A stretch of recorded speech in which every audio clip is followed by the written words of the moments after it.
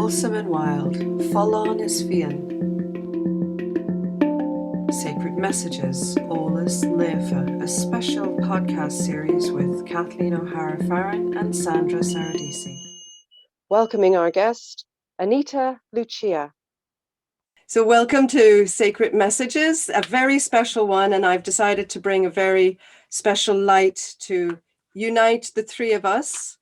Our guest is Anita Lucia, who has been the person who founded the protocol, which was called before it was called the Fountain of Plenitude. It was called a 28-day challenge with the rose quartz kit that was endorsed by the Seer Almine. And this will be an interesting finale conversation after several testimonials about the Fountain of Plenitude. We're very honored to have you here, Anita Lucia. Myself and Sandra Saradesi, of course, have been presenting this, and now it's an opportunity to hear how it started. And I'll be asking the both of you questions about this, because this is what we want to bring to people. We would like to bring this to anyone who is interested. So hopefully we can explain what it is. I would like actually to start, just say hello if you like. Hello. Welcome everybody. Everybody. Wonderful to be here and with you, Kathleen and Sandra. Thank you so much. It's great. I'm delighted. I'm going to start with something that was on the PDF that I got from you when I did the protocol. Now, it's not a book. It's this. What is regeneration? The desire to express beauty is the desire to be self-transparent and authentic. Beauty uplifts, and the desire to be and express beauty is a natural and pure desire to feel uplifted and to participate in uplifting life. When beauty is felt from within, it shines through facial expression and expresses as an overall integration and harmony that is visible in a person. In true beauty, we are self-transparent and authentic. It is a magnetic quality that is inviting and pleasing. This intangible beauty is very fluid and not measurable or definable by external standards. It confers an agelessness to a person and creates an overall attraction field in the best sense. So it's an inner experience, and that was Anita's quest. I love that Anita looks at life through quests, and this is a quest, as you described, to feel deeply. What does the body need to feel deeply? And it's decades in the making, as you've described. So would you like to elaborate on the initial stages and how you feel that it's being brought to many people through Sandra's then elaboration and creating it into the Fountain of Plenitude? Here we are within a year of it really being launched, and thank you for initiating it. Thanks, Kathleen. Yeah, I'll elaborate on my quest to feel deeply in body. It's been, I've always had a knowing that the beauty around me was greater than my body was feeling it. So I've always known that somehow it wasn't landing as deeply as it could.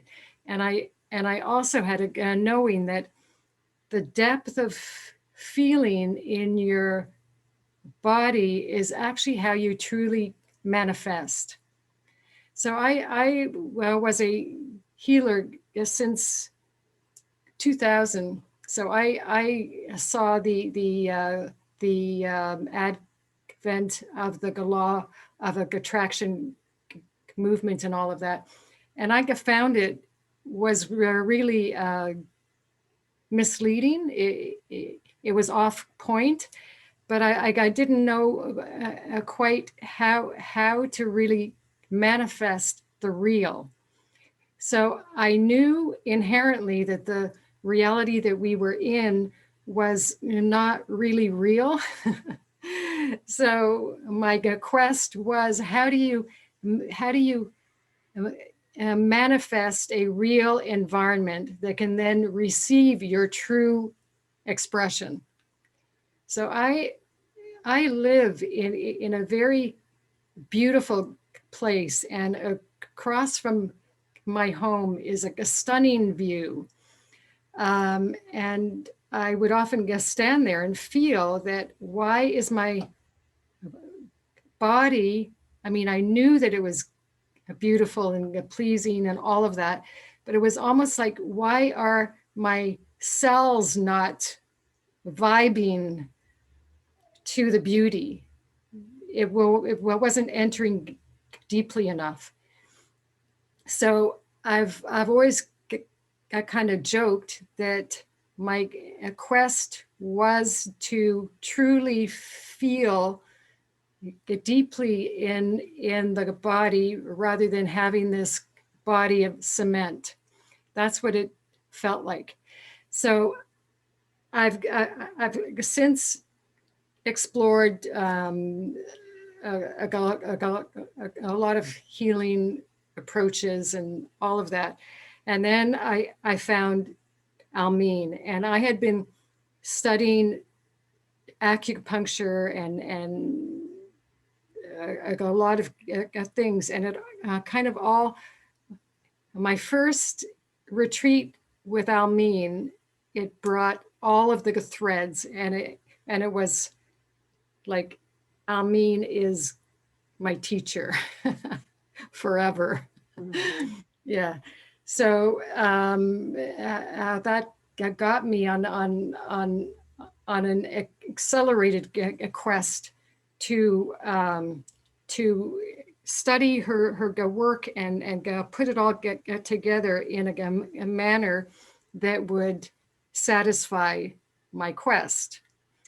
And then in 2014, she came out with the bird clock, and my whole being recognized it. This was my holy grail. And I didn't quite know how, but I spent 7 years then with the bird clock as my North Star, looking to how to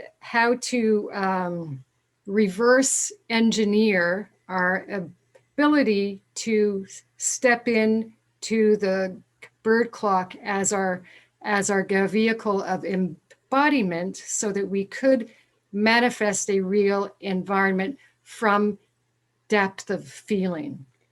So that's kind of the larger picture. I didn't have it quite all clear, and now that I'm actually teaching the bird clock, it is clear. Yeah. So I reverse engineered, and I realized that we still had a lot of layers of masks and coping patterns and all of that. And through my study of acupuncture, and I actually had a practice, and for about 3 years I offered facial acu. So I mean, I've looked at all how it works, and then I added Almine's work in it, and that's what birthed the protocol. But I asked Almine if she would alchemically enhance a rose quartz facial kit, because I don't do anything unless Almine is alchemically enhancing it, because it just needs to be Real. Yeah. And so I gave her a long list of things that I wanted it to clear to open up the gates of limitlessness in the body, to integrate the triangulation of sight, hearing, smell, and all kinds of things, and clear the chakras and everything. And so she was actually she actually said, "That's a great idea." And I thought, wow, wow, okay, fine. So she got blessed it, and then I asked her what she enhanced it with, and her answer was, "Why, everything on your list, Anita." It was a long list. So yeah, so I felt like, okay, we're really circling the holy grail here. Yeah. So it's like, could I say that it's a quest for connection? That's what it feels like in me as I'm listening to you. It's there's more within, and that you just want it to come alive. That's how I'm interpreting it, really.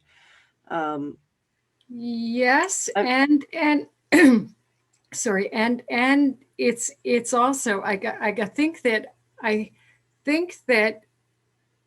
as with many of us, we knew where we were headed, but we were just in an unreal reality, kind of lost, and so it didn't all gel. So I know that Sandra has always had a knowing of the magic, a knowing that things can rearrange around her. But in the dream of separation, or in the old reality, it was like it never, it wasn't always there. It was got kind of a hit and miss, or at times it was magic, but it wasn't always that. But I mean, as Sandra has a knowing of her part, and as we got closer to, okay, now's the time, right? And we're very, very close now. It's June where it happens. It's like everything is speeding up, and that's actually how we connected. And then it was like, okay, Sandra essentially is on the same quest as I am, only I'm coming at it from a different way, and she is from hers, but essentially it's the same thing. Essentially it's being who we truly are in a reality that is ours to manifest, living magically. Beautiful. Beautiful. The creativity that has gone into this and continues to be is becoming more clear to me. I'm just going to read again what you said with the rose quartz kit introduction, which people get when they join. I didn't know at the time that the answer to this quest was also the secret of regeneration, the key to abundance, and the answer on how to manifest a miraculous life. And you know that because, well, it's been happening, but yeah, it's within. So to be truly creative, you need to express that, or we each do need to express it. So it really does unlock. And Sandra's Instagram page is called The Door of Everything. Right. So it's lovely when people can actually be true to themselves. And what I see happening now is working together in such a fluid, seamless way, and offering to open the doors for those who are interested and who can join. Certainly phase one. And then what we're finding is people want to continue, because each quest kind of leads on to the next. Right. Right. Once you get a taste of who you are or who you might be, so like the foundation of it is, I knew that I could feel more deeply than I am feeling. So I went about putting all the different approaches that you know. And what I love about the way you shared what you have in the various courses I've done with you is that they all integrate perfectly. There's no like going back and saying, well, that bit was wrong and it needs to be changed. It's life isn't like that in this, from this perspective. Yeah. And so Sandra approached me to a partner, right? Because you actually got a message to contact me. Was that it? That the angels said, talk to Anita, or well, whatever, work with Anita or something. Yes, you're absolutely right. I totally forgot. We started talking again at the beginning of the whole global situation in March 2020 when I was in Europe. And she started sharing with me that she had come up with this 28-day challenge. And I was so excited. My whole being was singing in opera. Like truly, I could feel there was like so much greatness just waiting to be revealed. And okay, can you please ship me the kit immediately? And I didn't even know this was gonna be the endless ripple. It's like I was so into it, like ready, prepared to be amazed and ready to be amazed. And then when I started doing it and we started talking, wow, I am so passionate. I've always been passionate about life and death and the illusion of disease. And wow, we really have like similar passions. We love the work of the brain and the regeneration of the cells. So it was just naturally how everything evolved from one thing to the other. And as you said, I think that's what the angels told me. I totally forgot to talk to you about exploring the possibility of bringing this to a larger audience, not only like for me or in it just being like a miraculous magical journey to be with Anita is such a true honor. We have been working with the bird clock. It's incredible. I have felt the bird clock, like I became the bird clock at one point. This is about, I don't know, 3 months ago that I shared this with you one time. I could feel the clock vibrating, and I was part of the first retreat when Almine released the bird clock information. And it was not my enigma. This is the joke we have.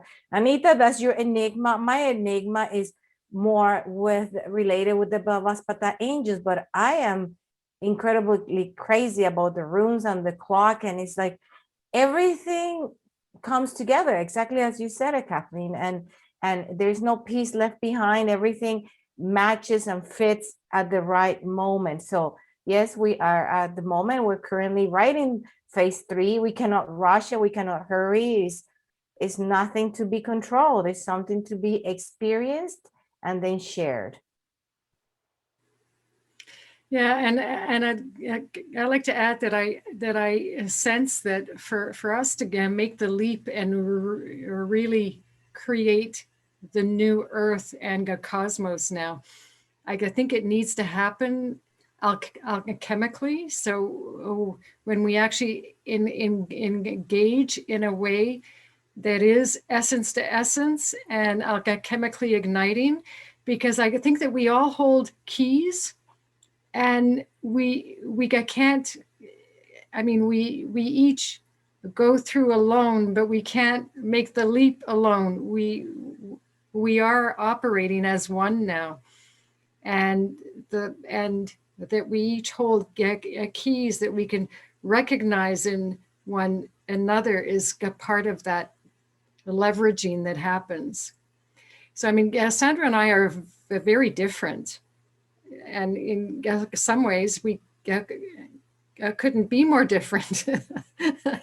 I'm glad you're bringing this up, because I said that from the first interview, that this is truly the hand of the infinite. There's no other explanation to this. And yet it just magically has ignited, and her role in it is very different from mine, and I can't do what she does, and she can't what I do, and there's no. I'm so happy that she does what she does. Like, I think it's go wonderful, and it ignites me, and it inspires me and everything, and it actually enhances the work for me if I know that it's going to be, taken up more. Yeah. So it's a really beautiful synergy, I find. Yeah. Ignited and enhanced and inspired. And like you have an understanding, you both have an understanding how alchemy works. And when one comes to this 28 days of the Fountain of Plenitude, we ignite through alchemy the levels, that the various different tools. And definitely there's, when we're in the group that I've experienced with Sandra's group, the excitement of going from being one individual, and you're having this is a personal quest, that the rose quartz, the oils, and all of them working together, it's a personal experience. But you're right, there's something happens when and it's not just something, it's particularly alive through all of this, that there's a recognition and an appreciation of each other for seamlessly supporting, one's own perception, but it's in a deep feeling way. So it's wonderful how it happens.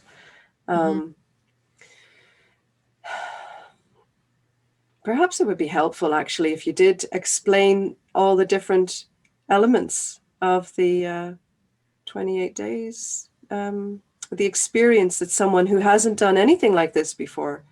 It includes so many things. Perhaps you could mention a couple of them. Explain how they work together. How you can feel deeper through this. Well, there's the main protocol, and it's designed as a foundational power to clear the masks, clear the layers, so that you can actually feel self-transparent. My experience when doing it as a daily process, it was like I was more present. I was more in my body. I was just more there. So that's the feeling of not having masks anymore. And the thing is, you don't know how masked you are until you clear it. And it's the same as phase 2, where the focus is on clearing the trauma. Well, you don't know how much trauma you actually hold, because the whole dream of separation is trauma. So we've lived, eons in a trauma. So the experience is you're starting to sink into yourself more. When that happens, the fragrance oils, they up their power, because and now you're much more in your body. And from that, you start to feel more. Your inner senses activate more, and that's creative.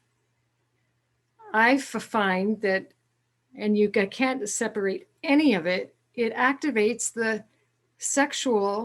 true sexual creative emotional power. And as you do all of the phases, it gets deeper and get deeper until you just kind of step in to the bird clock, and then you're a co-creator. But yeah, the elements, there's when Cassandra holds the group, there's a daily protocol with the angels, and I'll let you talk about that. But yeah, so there's a daily healing, there's a daily focus, there's the protocol, there's audios to work with. You work on the acupuncture portals, the gates in the body. Yeah, so the runes and the affirmations that you have. Right. Yeah. It's all the layers of alchemical elements that enhance the whole. Mm-hmm. And it strikes me as well that the coming home to the self is very much part of it. And as you're speaking, I'm feeling how there is no end to releasing the tension. It feels like once you've released a little and you realize there's more, but just the softness in the body that comes from it is one of the things I noticed as well. Right. And we're realizing too that your expression, your free, unhindered, authentic expression is in measure as you release the tension from the body. Oh. So the expression of your essence is a natural thing. It just happens. You don't have to think about it, or it's just a matter of releasing the masks, the layers, the tension, the trauma. Yeah. But Sandra, talk about the healing protocols and stuff. Yes. So thank you. I just want to finish what you just said. So the natural process of revealing your true essence, it's the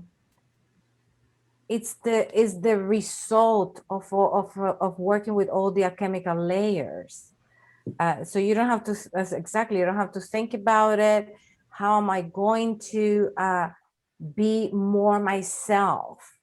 You don't need to go into meditation. It's not a process that comes from the left brain. So it is the byproduct of the whole process of the protocol. But yes, we have a daily support with the Belvaspata, the angel healing protocol that was brought by the Seer Almine, and we have organized so to give the utmost experience of the healing modality. We have different protocols per week. So depending on which topic we're working, and so for instance, in the Fountain of Plenitude phase 1, if we are working with the heart meridian, we will focus on all the distorted emotions of the heart meridian. Plus, we will also bring the Belvaspata of harmlessness, which is the Mesvaterasat. So there is a focus for the day. And we go through twice because we have 12 main organs, and then we have the protocol for 24 days. So you will go twice, and people often share how the second time is like you are already at a different level of awareness. So how that, exactly what you're saying, how is like how they feel deeper, that the carving of the inner space is already very noticeable. And then the last 4 days of the protocol are dedicated to the ceremonies of self-regeneration, ceremonies of limitlessness, the ceremony of abundance, and then we have the final explosion of the symphony with the ceremony of boundlessness, in which all the organs, they make peace, make friends with each other, and they culminate into oneness. So this is how, and this meditation is shared all of this is on the files. We also share sound elixirs from the Seer Almine. So when you're doing your protocol for the face, you have the choice of the sound elixir depending on how you're feeling, if you want to play the fairy music, or if you rather play the music for the Arasatma breath technique. So there is a lot, this is like jam-packed, the sound, from sound elixirs to oils, mantras. We want to incorporate as many of the senses as possible so that we can truly enter into that deeper and higher reality.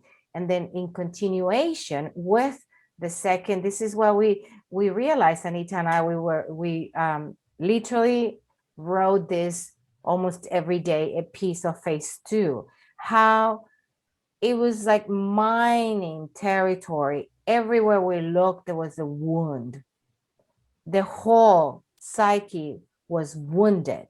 So everything we prepare for phase 2 was to not only work on the face, on the meridian. So now we're going deeper. We are tackling the wounds, the sexual wounds, the programs, clearing the programs of sexuality, and bringing, working with the tones of purity. And now in here, we're working with innocence. So we are really preparing the terrain for fluidity, for full fluidity of face and body. Because when we get to the place of full fluidity, that's a place where we are uncatchable. Nothing can catch us. It's like try to catch water. This is what I tell people, try to catch water. This is exactly in the constant regeneration when you are untraceable, uncatchable, and you are on your own planet. You rule your kingdom. And this is mastery, ruling the self. And it's not ruling the way we understand ruling, but it's more like self-governing. So this is where we are moving. And on the phase 5, we can see is going to be embodying the birth clock and beyond. Did I miss anything, Anita? No, I don't think so. You know Okay. what? We haven't mentioned the inner family, which is also the distortions are cleared so that each lens of the inner family can also, right. as you say here, wield their gifts. And then the inner Yes. family becomes the core of a fractal pattern out of which your life manifests.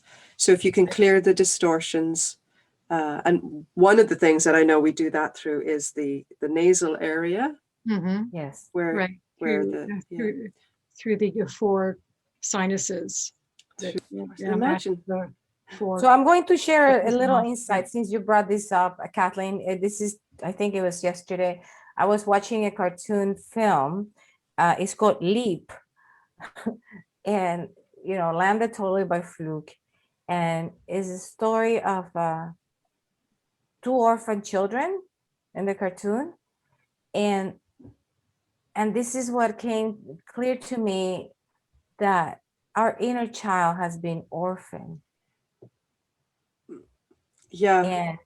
And this is where by working with the inner family, is that inner child becomes nurture. It's not longer lingering in the outer, calling for attention, and any attention is better than no attention at all. So we parent the inner child. And for me, Anita said it was like a lot for her. What came through from phase 1 was presence. For me, I noticed that my inner child got acknowledged, reassured, and is stopped calling for attention significantly. It's decreased the need to be calling for attention. That was one of the things, and of course many other things, but this brought so much inner peace to me that I didn't need to be calling out for that look at me, which is look at me, look at me, look at me, is what people are doing. Children is amazing how they portray that. You can And then people grow into older bodies, but they're still into the look at me, stuck in the track of look at me. Mm. I feel like when you get one inner family then sorted, the others also can realign. Yeah. But the theme of healing the inner child actually runs through all five phases, because the permeating presence of the inner child is what makes us real. Yeah, and the inner child is our gateway of magic. So if the inner child is suppressed, then we don't manifest with source. We manifest from a finite resource base, and that causes aging. So I mean, it all interweaves, but the innocence that has to be established, and that enables our true sexual power to be a source of creative power. And there's a saying in the Satma breaths, the 7 breaths of eternal life. The beings who brought the breaths share that were men get to know the power of his sexuality, the tyrants on the planet would be tyrants no more. So when we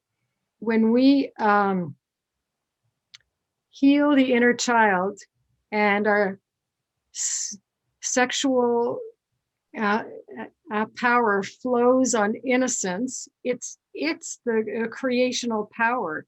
How we have known sexuality is distorted. It's all of the distorted hormones.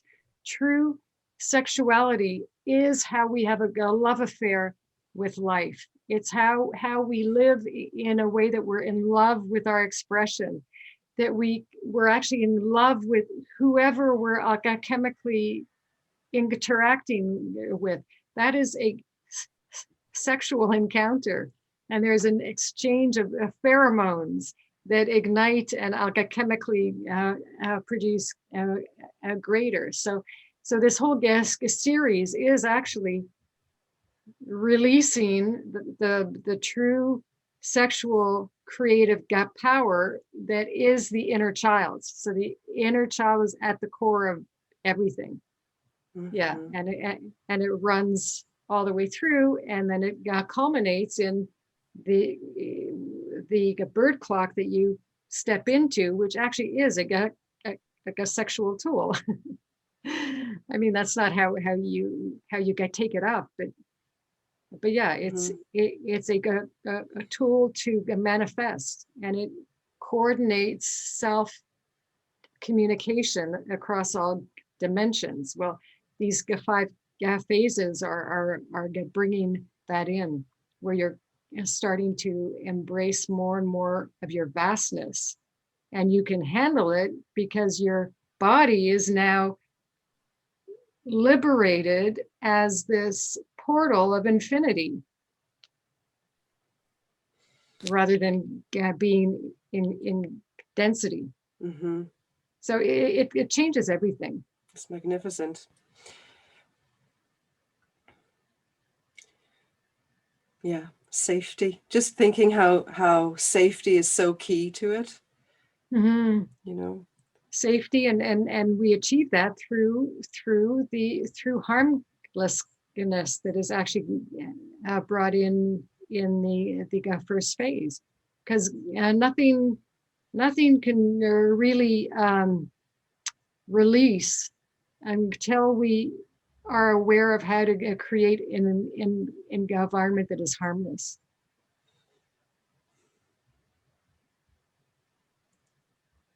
Yeah. So Sandra and I have a lot more to explore, to fill out Oh, I so Maybe appreciate it. 4 and 5, but yeah, we're Because I can follow I can follow how it works, and it's pleasing, it's possible, and you can get it, you can experience it in the present moment. I was thinking of another P, pleasing, possible, and present, but in actual fact, it can be experienced in the wonderful protocol that we're talking about, which is amazing. That's why people are willing to talk about speak and have testimonials about it. but a huge part of it, or I mean, it rests on Almine's alchemical blessings, because we wouldn't be here otherwise. I would never have created a protocol were it not that I knew that it would have the potency of Almine's blessings in there. Yeah. Well, I was just maybe exploring the possibility. I'm not sure if we could add a PDF, Kathleen, with the blessings from Almine. I was just thinking that, like, I've seen the list. It's so long, we couldn't list it by memory, but yeah, that would be nice. Right, if we could add it as a PDF to the interview here. Yeah, I think it's on the link as well to find out more information, but yeah, we'll make it clear.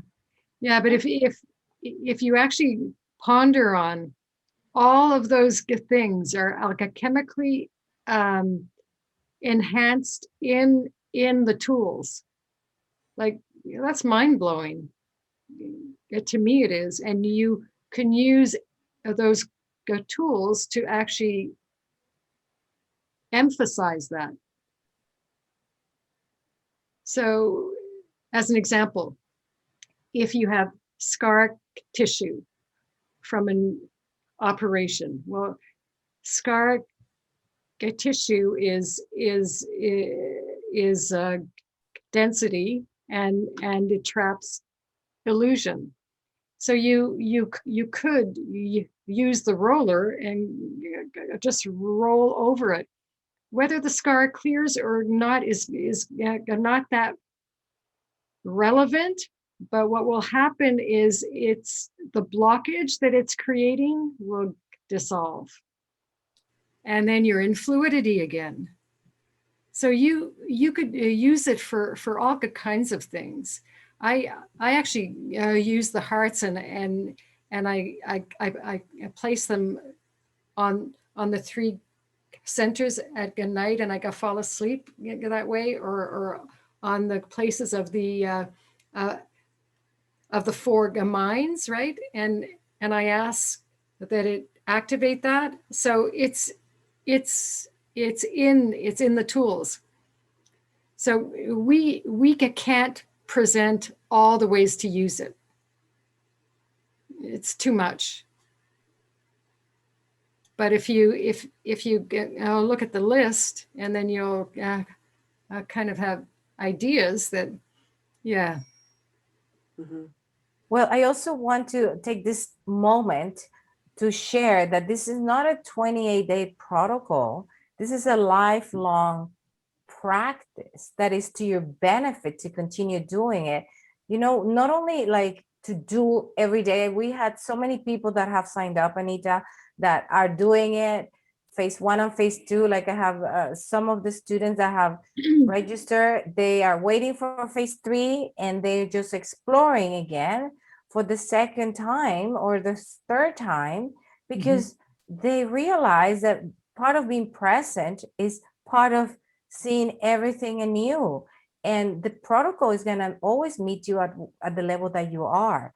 So every time you'll be at a different level, at a different reality, and then you're going to just jump from that point to the next. So this is like, for instance, like I felt really compelled. As you know, I was just recently traveling so many hours in the plane, and I didn't bring the kit with me in my big purse, but however, I pulled a mushroom.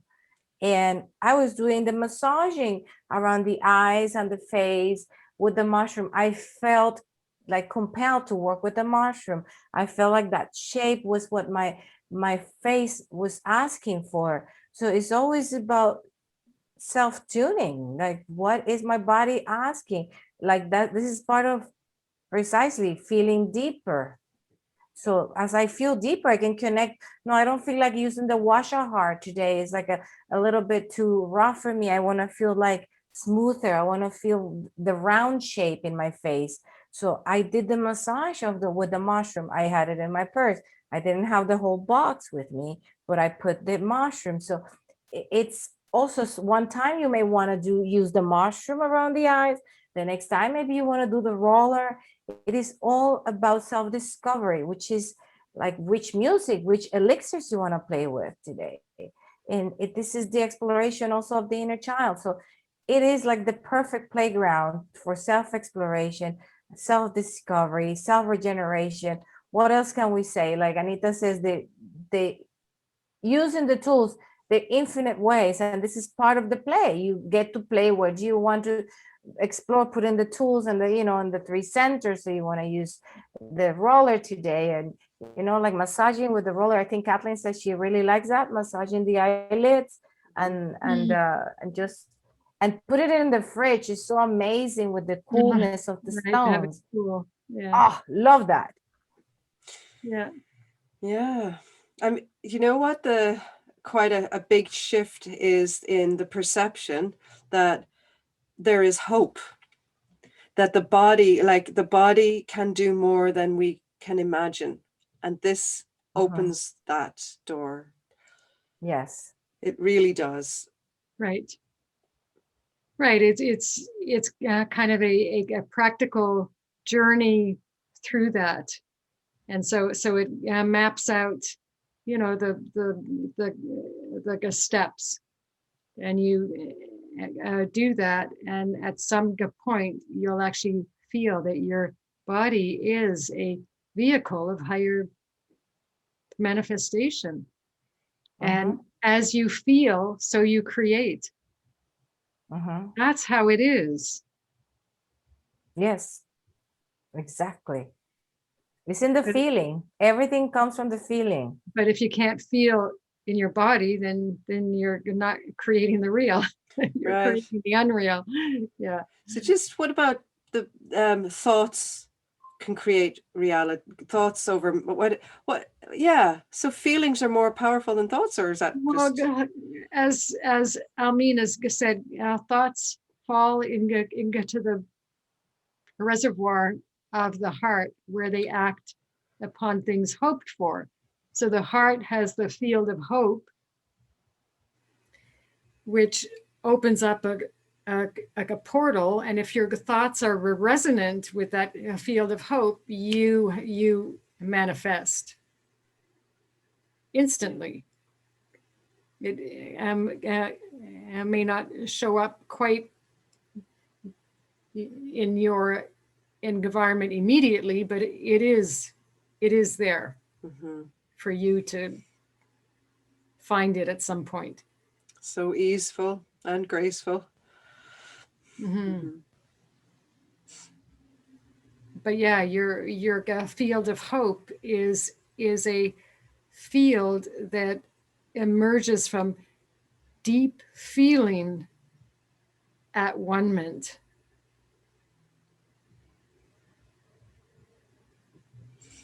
And that happens when you clear all the layers. It's not something that, well, I mean, you can certainly enhance it through entering into feeling states, but you're only reaching a certain level if you have trauma.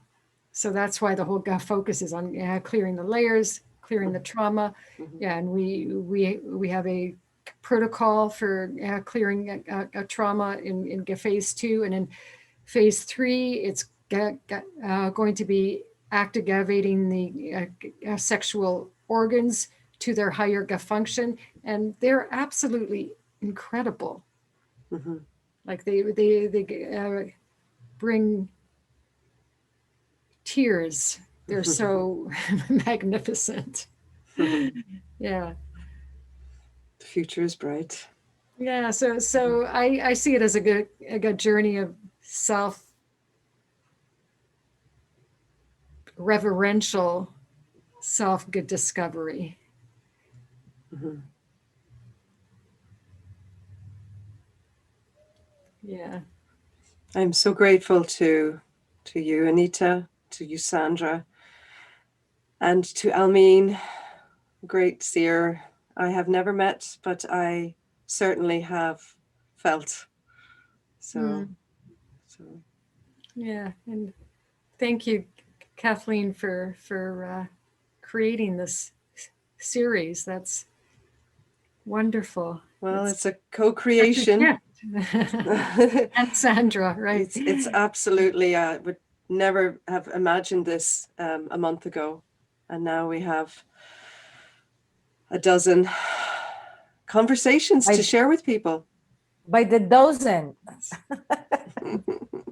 Wonderful. Love Yeah. it. Thank you. Yeah. Yeah. And Yes. I'd like to say that I've so appreciated working with Cassandra as well. It's lightened. Yeah, it's made me lighter in the work. Yeah, it's been wonderful, Sandra. Yeah. Wow, I almost said it at the same time, but it would have, well, I am so grateful for your immense dedication and commitment, Anita, for revealing all the possible truths at this moment, for all of us, for being the gatekeeper of this information from the Seer Almine, and it's been a true joy to discover myself through your eyes. Thank you. Thank you, Sandra. Lovely. Well, happy ongoing creativity. Yes, Always. Thank you. always. Creating is breathing and living. Yes. Mhm. Yeah. Thank you for all this magic, and it shall continue.